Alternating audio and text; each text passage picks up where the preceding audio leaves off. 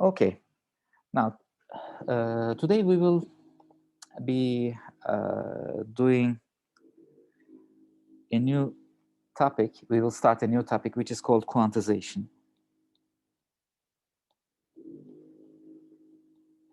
And remember that quantization was the critical step between prediction or transformation, which was usually the first step of an overall multimedia signal compression. And in between, we will be doing quantization, which converts your signal, which could be data or any kind of a signal, into some index numbers.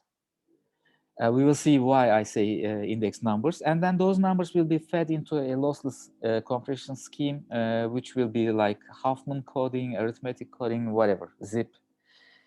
And this intermediate step of quantization incorporates the thing that is called loss in compression. So due to the quantizer, we have an information loss. And quantization, usually when we think of it, or when people think of it, they think like making a round off of a real value between, for example, 0. Or a value between 0 and 10, for example. If it is 5.1, it will be rounded to 5. If it is 5.7, it will be rounded to 6. And there will be some kind of quantization error, typically for that. But for our purpose, it's not like that. It's a little bit different. And it also includes that kind of a variation, but it is more a general class of things. The quantizer actually consists of two things. It consists of encoder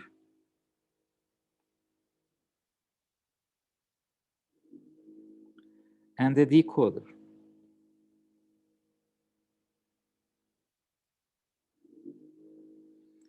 And the overall process of an encoder and a decoder is in total considered as a quantization. So we have an x value and we have an x prime value, which can be considered as the quantized version of x. So encoder and decoder are in between. But for the compression purposes, we will be using a branch from here, from the encoder, which are just indexes. And these indexes are clearly integer numbers. And those integer numbers are available for lossless compression, for instance, for Huffman coding, Shannon-Fano coding, arithmetic coding, Lampe-Ziv coding, etc. So the conversion from an x real number, it can be a real number or a complex number, or it can be a vector consisting of real numbers. It can be an ensemble of representations, not in the form of an integer, and we want to convert it into an integer.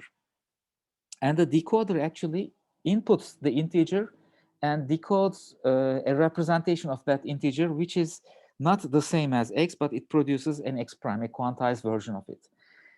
The reason that x is not equal to x prime is because several similar x values or x vectors or x matrices even will be represented with the same I index. So we don't really know which value was used to produce this index. So the decoder has just an overall, an average way of making a representation. Let's think of one simple example over there. It's like on the real axis, this is the point, let's say, A,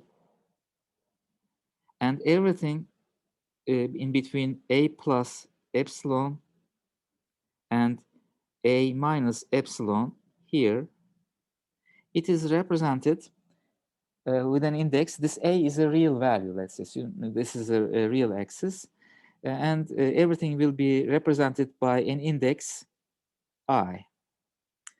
And conversely, or on top of that, we have a different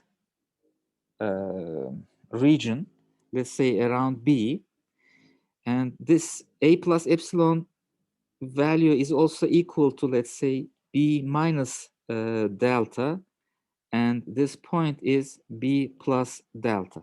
So everything between B minus delta and B plus delta will be represented with another index, let's say J, which is also another integer.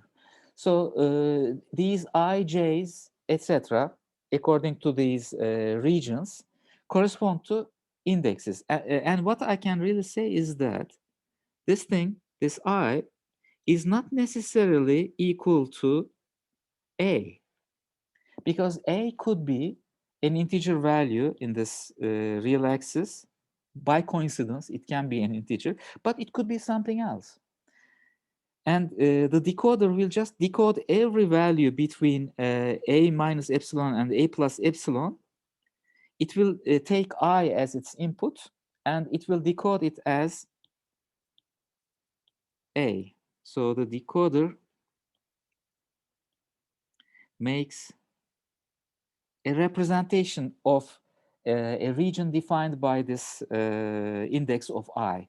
So it will generate A, for example. And this A is essentially any value, the value of this point A, as long as this X input is any value between A minus epsilon and A plus epsilon. So within this range, every value will generate an index I, and the decoder will decode it as a center value, okay, a centroid value of A. So that's an interesting way of looking at the phenomenon of so-called quantization. It's a quantization from X to A, but the encoder or the compressor actually uses not A, but the index corresponding to A, because A could also be another real value for the representation. We don't care about that. We will assign indexes to each representation, A, B, maybe C is here, D is here, for instance. And they will be denoted by indices corresponding to 0, 1, 2, 3. Because we know how to compress those integers, 0, 1, 2, 3, using Huffman coding, for instance. We don't know how to make representations of A, B, C, and D, which are just real numbers. So the mathematical way of putting things is something like this. It consists of an encoder, which inputs, encoder will be notated by the alpha Greek letter. Alpha is a process that maps, for instance, real numbers to integers, where the integers are among a set of, I don't know, 0, 1, 2, up to m minus 1, for instance, if the quantization level is m levels, for example. And the decoder, let's call it beta process, is a mapping from integer to, again, a real number. But of course, it's not the exact reverse of the alpha.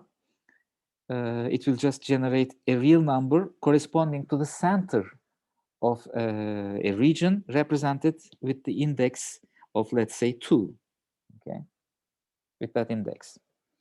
And the overall quantizer is therefore Q of X is essentially beta of alpha of X. Alpha of X will generate an index, and beta of index will generate a value which will correspond to the quantized value. Now, this is the technically correct way of putting things, talking about the quantizers. But of course, historically, the quantization, or the, let's say, PCM, pulse code modulation, we have talked about DPCM in the previous hour, but we didn't talk about PCM. PCM is pulse code modulation is just the value quantization of a range of signals using some finite number of bits, usually 8 bits or 16 bits or something like that. That is called PCM. So we will start with PCM because that's where the history of quantization all starts with. The PCM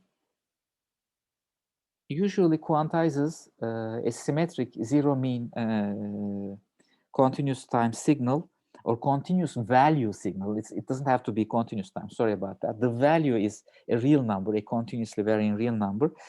It could be something like this. For example, from minus 0.5 to 0.5, the value, which is the output, let's say Q of X, and this is the X axis. Everything between these values are quantized to 0. And then everything between 0.5 to 1.5 is quantized to a value of 1. Everything between 1.5 and 2.5 is quantized to a value of 2. It could work like this. This is a very reasonable PCM quantizer, and it is also equivalent to rounding, as we know, right? We know how to round a signal. Since the input values are already within the correct range of the indices, then the quantized versions of that or the rounded versions of those real numbers will automatically give you integer numbers. And those integer numbers themselves could be used as indexes. So we can just use these numbers, which are 0, 1, 2, or -1, -2, etc. These numbers. And this is what we usually understand when we say quantization. But as I say, it's actually more than that, because these steps, as you see, of the staircase pattern, the step width, the step height, etc., they can change. They can be different. For example, between 1.1 and 2.6, I could say that it is indexed to 0.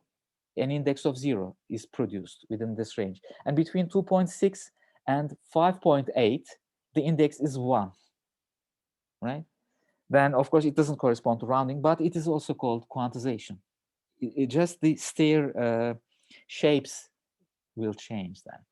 We will be curious about what kind of shapes, stair shapes can we use? What are the optimal widths of these stairs? What are the optimal heights? The heights will correspond to the reproduction outputs, the output of beta, in other words. These height values are determined by beta, which converts the indices to the output levels, because these are the output levels. So it's a function of beta. So the slicing of the vertical axis is the decoder, beta, and the slicing of the input ranges between this and this is indexed, between this and this is indexed, it is related to the encoder, alpha. So how can we optimize alpha and beta altogether? We will have to deal with these things. For that, of course, for the analysis, for the optimality, we have to talk about a measurement of error, and the quantization error that we will be talking about can be written in various ways. The mathematically correct way of putting the quantization error or evaluating the quantization error is as follows. We say the distortion of the quantizer is essentially equal to expected value of, so it's an averaging operation, the distance that we have to define between the value of x and its encoded and decoded version, that is the quantized version of x. Okay, this is the correct definition. This correct definition can induce several nice properties of a quantizer. And from that point on, we will design an optimal quantizer. But what is this expected value? Let me also write that down, which is a critical thing. It's equal to, how do we find the expected value? It depends on the formula of the expected value. And we know that the formula of the expected value is this distance between x and qx times the probability density function of x dx.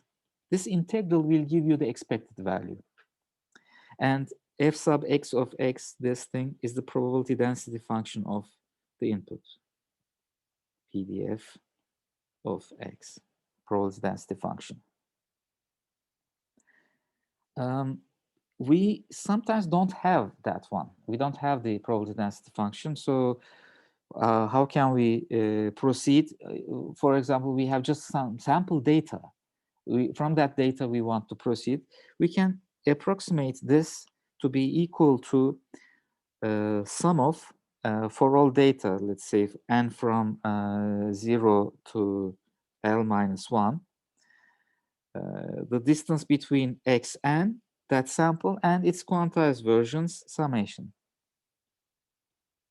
This summation, of course, does not take into account what the probability density function is, but using the data, this is the only thing that you can do. You can just average them. But this is, the left-hand side is now a different entity, you have to say. You can say that this is the distortion using L samples, let's say, is approximately equal to this one. You can do this. But from here, we can come up with some further interesting properties, and we have to continue with those. That is, the distortion of the quantizer is equal to. Now notice this integral here, but the distance between x and qx depends on which qx you are choosing. So for some range of x between this value and that value, q of x produces a. When x is between some other values, q of x produces b.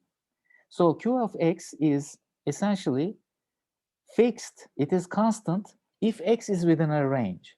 So now I'm splitting this integral into those ranges. How many ranges do I have? It depends on the level of quantization, how many levels of quantization you are doing. It is with index I, let's say I from 0 to m minus 1, if there are m quantization indices. And then within that index range, we have a region for the integration. I said that between this value and that value, the output is A, I said. So I'm integrating from this value to that value, okay? And I'm indicating it to be Si, which is the range of X in that index of I. This is the interval corresponding to that. And within that interval, it's the distance between X and the corresponding output of that region.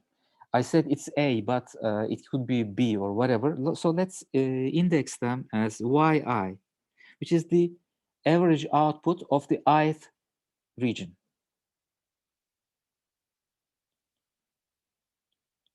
So I can write it like this, which is essentially the same as writing it in the form of an expected value, because inside this one, essentially this is an expected value operator, but a conditional expectation. This expectation occurs with the condition that the index corresponds to this region, ith region.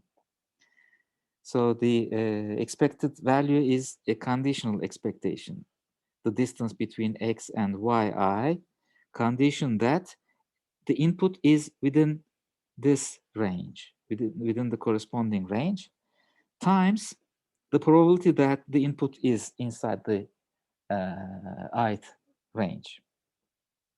This is a very critical equation that you have to keep in your mind. So this is dq, which is telling me that the overall quantization distortion is determined by an averaging of individual quantization errors. Some errors could be made, for example, let's look at the staircase shape again. We have some amount of distortion if I am inside within this range. It induces some distortion. That distortion times the input is with a probability of falling into this range is the first element, plus the probability that I am within this range times the distortion due to this quantization, plus the probability that I am within this range times the distortion due to this quantization. So that summation will determine the overall quantizer distortion.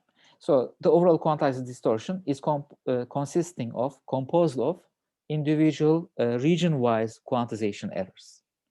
I have a lot of such quantization errors. Usually, up until now, we didn't use any metric for the distance between A and B. We didn't mention about that, but we will be using, of course, this square magnitude square distortion, which will give you the square distortion or the square error. All right. Interestingly, this is not the only distortion that you can use, and according to the problem that you have, you may use the other kind of distortions, but it will completely change the derivations that we will make, and we will also see that. For example, we could use not the square, but the absolute value between A and B, which is also a distance in a sense. But it's not a square distance, it's an absolute distance. So it's a different thing. And for that kind of a distance, these yi's will be different than square error yi's. Their optimalities change according to the distance matrix that you will be using. And we will also see that. But up until this point, let us think of an exercise. And this exercise, although I'm writing as an example exercise, it is so critical that almost all of the PCM-wise some many bit quantizers will be using the result from here. So knowing only this example will help you a lot in becoming, for example, an audio engineer.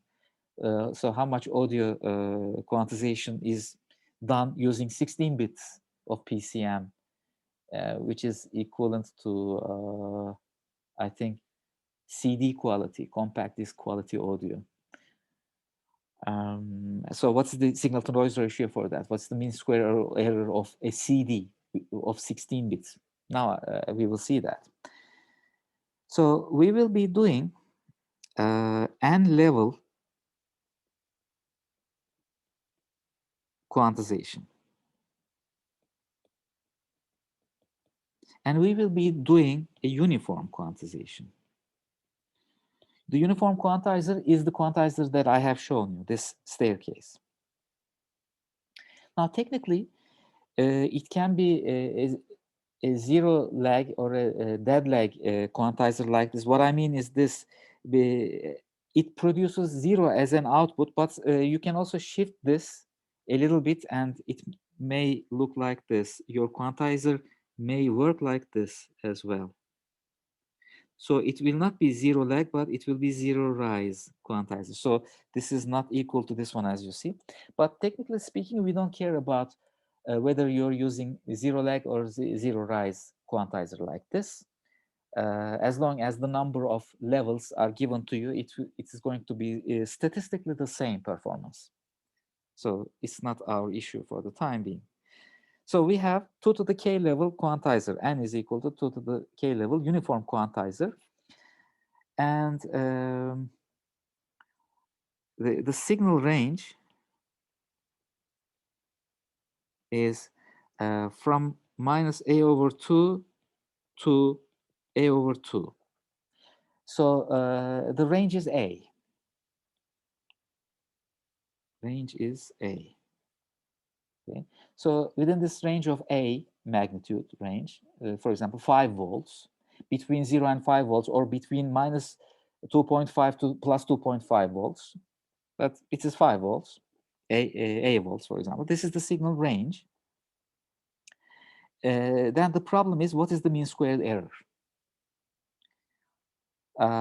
If the signal range is given and if the signal probability density function is not given to you, we will assume that within this range, the probability density function is uniform. It could be like a sine wave. Think of a sinusoid. Like this. Oops, excuse me. So this is a over 2, and this value is minus a over 2. So I'm going to quantize this sine wave, and the distribution is uniform. Distribution. The probability of encountering any sample value between minus a over 2 to plus a over 2 is the same. That means it doesn't have to be like this, of course. Sometimes the signals have more samples for smaller intensities, and for larger intensities, it just goes for occasionally. So it doesn't really have to be uniform distribution. Uniform distribution is something which you cannot really optimize anything further than this example. Now, in audio engineering, usually people just presume that the signal has uniform distribution, therefore they use this kind of a signal-to-noise ratio or mean squared error for the quantization of audio signals. But for other signals, of course, it may be different. And we will also see that. But we have a uniform distribution. No, so now what is the quantizer distortion? I will put this into n intervals, because we have n intervals. Remember that? We have n level quantization corresponding to n intervals. So within each interval, where am I? I mean, what is the range? If I split anything from minus a over 2 to plus a over 2, this range from minus a over 2 to a over 2, I divide it into n intervals. N intervals. What is the first interval? Excuse me. First interval. Where does it start from? It starts from minus a over 2, and it goes up to minus a over 2 plus delta, I will say. So I will erase this. Therefore, I'm writing it in red. After that, I will write everything in its correct form. It will start from minus a over 2 to minus a over 2 plus delta. What is this delta, by the way? It's this interval. Delta is this. So delta is actually a, the whole range, divided by n. Okay, the interval length is delta, a over capital N. That is delta. But this is only the, this interval is only the first, for the first one, which is when I is equal to 0, the first one. For the other one, it starts from minus a over 2 plus delta to minus a over 2 plus 2 delta. And then from minus a over 2 plus 2 delta to minus a over 2 plus 3 delta. Okay, these intervals increment like that.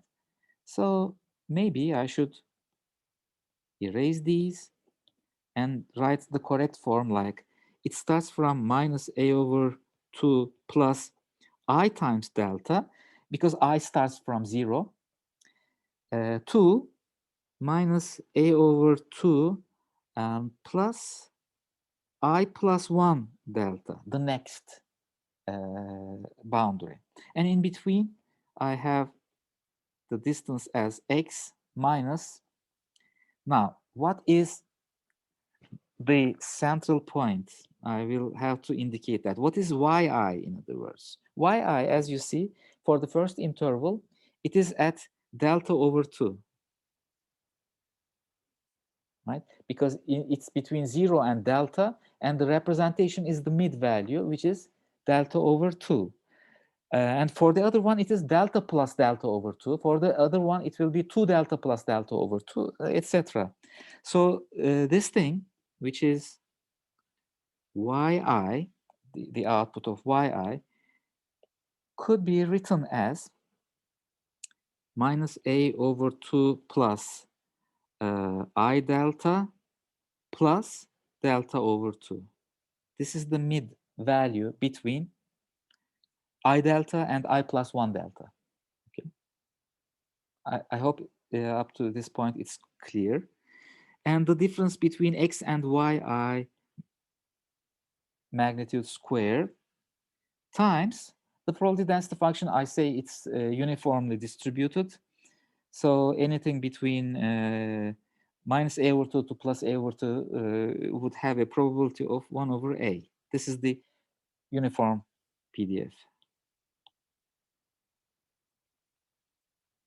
Uniform fx of x. All right. Times dx. Now I constructed my integral. All I have to do is I have to evaluate this.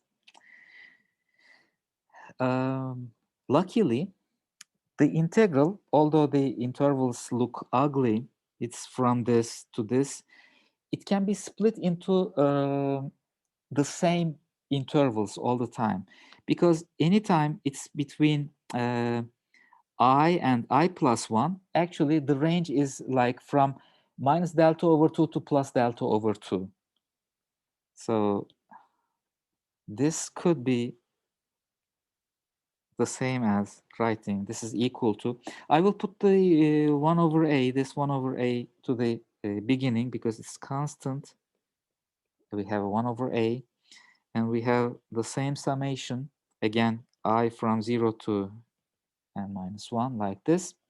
But the integral I will be converting to this, and I want you to verify this. I want you to see this from minus, excuse me, from minus delta over 2 to delta over 2 of y dy, where y is equal to x minus the centroid. The centroid is minus a over 2 plus I delta plus delta over 2. So actually, this is what y is. This is y. I forgot to put square. Sorry about this. Here we have a square. So normally every integral is around its own region, but I accumulated all of those things and normalized it to be around 0. So y is an entity. This y is an entity of 0 mean. It's like this. Let me zoom to this region and show it like this. It is from I times delta to I plus 1 times delta. And this is the midpoint, which is yi. So if I say that yi is shifted to around 0, then as you see, this region will be from the midpoint to delta plus 2, delta over 2, sorry, 0 to delta over 2, and 0 to minus delta over 2 in the other range. So I normalized this integral. I shifted the integral to be around 0. So this thing is around 0. from minus delta over 2 to plus delta over 2, because the whole um, range is delta. So it's from minus delta over 2 to plus delta over 2. And this is the integral that we have by using this y is equal to substitution. This substitution, we have this expression. And that expression will be equal to something. First of all, what is A? Let's think of what is A. We have n intervals here. So n times delta is actually A, because I'm dividing everything from minus A over 2 to plus A over 2 with the length of A into n, and then I say that delta is that. So delta is already, as you see, delta is already A over capital N. So A is delta times capital N. A is delta times capital N. Let me also write it. A is delta times capital N, or N times capital delta, capital N times delta. So what is 1 over A then? 1 over A is 1 over N times delta. Okay, I wrote A times, in this summation, how many terms do I have? I have capital N terms, and each of them are the same as this integral. That integral I will write, but I have times capital N times the integral. Let me write it like this, the integral. What is that integral is now the issue. This integral is integral from minus delta over 2 to plus delta over 2 y square dy, which is y cube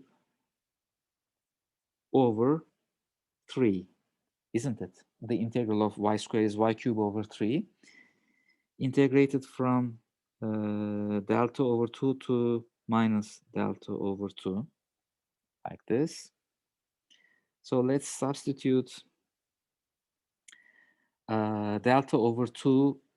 Its cube will be delta cube over cube of 2 is 8 over 3, okay, minus delta cube over 8 over 3. Okay, this is the integral. And that integral is delta cube over 24 plus delta cube over 24, which is delta cube over 12. Is it clear up to this point? And that makes 1 over delta, n's will cancel, of course, times the integral is delta cube over 12, which will give me delta square over 12. Now this is a significant result, although it's simple. We just evaluated the average distortion. We found it to be delta square over 12. It is so significant that it's used everywhere. The distortion of the quantizer distortion is known as delta square over 12, but they write the delta square over 12 in various ways. Like they say that this is actually equal to delta is equal to A over capital N. Let me again write it like this: A over capital N square over 12. Okay, I can write it like this. And N is equal to 2 to the K. I think I should replace this 2 to the K with 2 to the R, because R is usually used as the bit rate. So how many bits you are using, 2 to the R, if you use R bits, 2 to the R levels are occurring. So let's use it as 2 to the R. So we have A over 2 to the R square over 12, and that is a square over 12 times 2 to the 2r, or a square over 12 times 2 to the minus 2r, if you wish. You can write it like these. These are very significant results, and it gives you how much you improve your quantization distortion by some additional number of bits. For example, if you use 8 bits, if you say r is equal to 8, then 2 to the minus 16 is the coefficient here. If you use 24 bits for quantization, then the same a squared over 12 is there. You cannot change it, but it is scaled by 2 to the minus 40, minus 2 times 20, which is significantly smaller than minus, 2 to the minus 32, which is 2 times 14. If you use 8 bits, 2 to the minus 16 will be your quantization, right? So every additional bit actually increases the quantization distortion, improves the quantization distortion by reducing the distortion in terms of e to the minus 2. Sorry, 2 to the minus 2. I'm saying e to the all the time because of exponentials. Sorry about that. 2 to the, of course, 2 to the minus 2. Let's continue as another example, which is a continuation of this same example. For instance, if you have peak-to-peak amplitude of a sinusoid or an audio signal with uniform distribution to be 5 volts, okay, with an R bit analog to digital converter, and we know the quantization step sizes, we know everything. The question is, what is the signal to noise ratio for quantization? And it is sometimes written as signal to quantization noise ratio in some books. So this is what we are looking at. For 16-bit analog to digital converter is question mark. What is it? How many decibels? We will measure it in terms of decibels, of course. The signal to noise ratio is the opposite measure of mean square error. So if the signal to noise ratio is increased, it means noise is small, the distortion is small, and the signal amplitude is large. So what is this SNR for 16-bit analog to digital converter conversion, which is essentially the CD quality?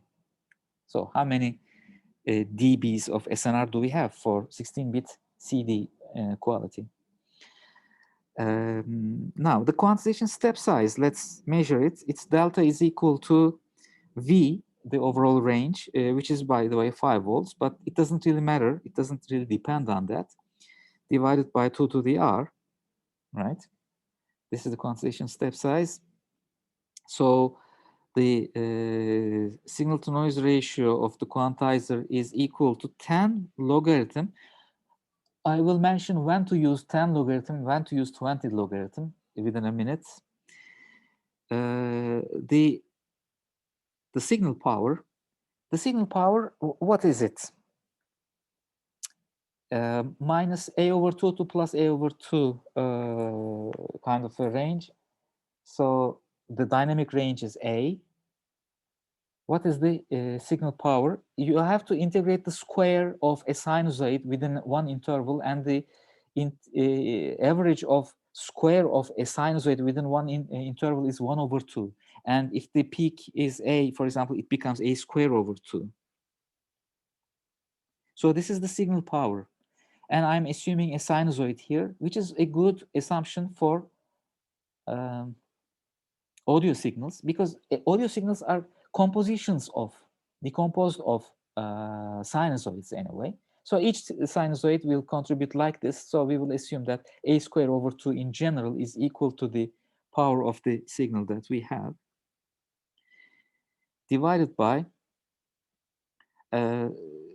so what I'm assuming is actually the signal x of t is a times sine of omega t. Okay, that is my assumption. So things a little bit changed actually. This v is like from minus a to plus a. It seems to be like that for this one. But I will also adjust the denominator, the quantization noise, according to this from minus a to plus a, which makes 2a actually. I'm sorry about the confusion, but I will correct it in the denominator. What was the denominator? It is this one, a square over 12 times 2 to the minus 2r. But this is from minus a over 2 to plus a over 2. So twice of it will actually give me,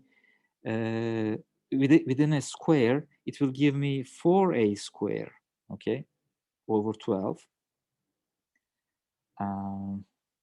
times 2 to the 2r in the denominator. Okay, yeah, this is correct.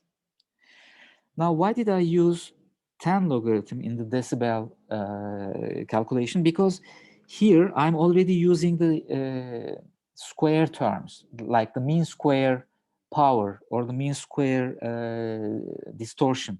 So if everything is in this form of a square like this already, then you have to use, in other words, if you're using power or energy inside the parentheses, then you have to take 10 logarithm for the signal to noise ratio calculation in decibels. If these are in volts, not in watts, etc., then it means you are taking the square root of that. And if you take the square root of these, then you have to use 20, which will give you the same thing. Okay, that's when to use 20 logarithm something, when you use scales. If you use square entities, then you use 10 logarithm.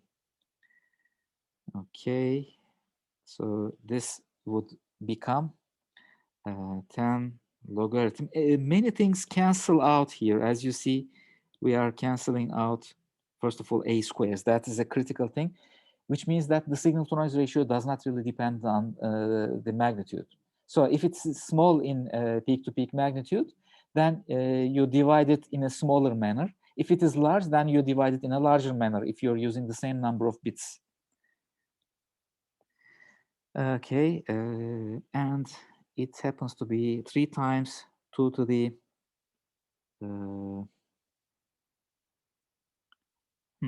by the way, this is with a minus sign. Yeah, we have a minus 2r here. So to the numerator, it arrives at 2 to the 2r over 2. So we have 3 over 2. It is 12 over 8. So 12 over 8 is 3 over 2 times 2 to the 2r, which is approximately further equal to 6.02 r plus 1.76. This 1.76 is just the base, the logarithm of 1.5, in other words. So this is the signal to noise ratio. Signal to noise ratio in quantizer. I will put it in, again, a red box, because this is also quite significant, and we haven't found the solution for 16-bit yet. All you have to do is you have to substitute r is equal to 16, and then you will have to evaluate. But let me also write it, by the way. That is equal to about approximately 98 decibels. But this formula by itself is more meaningful than that. It is telling me one rule. It's telling me that if I incorporate an extra bit, if I increase the bit rate by 1, then the signal to noise ratio increases by 6, about 6. So it's 6 decibels per bit improvement. We can even write it. 6 dB per bit improvements. So if you want to, for example, if you want to go above 100 decibels, if that kind of a high fidelity music is what you're looking for, then 16 bits will not be enough for 100 decibels of quantization fidelity. So you have to use, I don't know, maybe 17 bits, but that would be miserable, of course, because in computer systems, we are using bits in terms of chunks of 8. So it's either 8 bits, 16 bits, or 24 bits. We don't really want to use 17 bits, to be honest. Now, this is quite critical. This 98 decibels is quite critical because in many of the CD players are still audiophile, high fidelity equipments that many audio enthusiasts are buying and using their CD players because it's good. It's first of all, it's not further encompressed, but it has quantization. And some CD players claim that they have a signal-to-noise ratio of 106 decibels. I have one. I have a Sony CD player. I used to have it. Now I don't have it actually. It failed quite a long time ago. It's an old one, and it says that about 106 decibels of fidelity, of signal-to-noise ratio. But I can say that anything above 98 decibels is impossible. And even this one is quite impossible. It must be a perfect digital to analog converter to convert this information precisely to 98 decibels. Of course, it has its own distortions. So probably it's like 90 decibels or something like that of fidelity. It can't be 106. Theoretically, it cannot be above this because CD is 16 bits per sample. So what do we conclude? We conclude that they are lying. So knowing signal processing will help you to know what you're talking about in terms of audio or in terms of any kind of a signal by measuring the signal-to-noise ratios and etc. If somebody tells you that the signal-to-noise ratio is this much, that's a lie. Quite simple. It can't be above 98 decibels. This is mathematics. This is science. Okay, so this is all I want to talk about for today's lecture, which is an introduction to quantization. We didn't start on optimizing the quantizer yet. We are still using some uniform quantizers here, for example. These are the examples for uniform quantizers. The other parts will be more interesting and more intriguing, I will say. But this much uniform quantization is in several occasions quite useful as well. So I will stop at this point. And let me first ask you if you have any questions regarding this topic, this particular topic. If you have, you can ask now. Otherwise, I will stop the recording. And if you have any further questions regarding the examination, you can ask after I stop the recording. So any questions about quantization up to this point?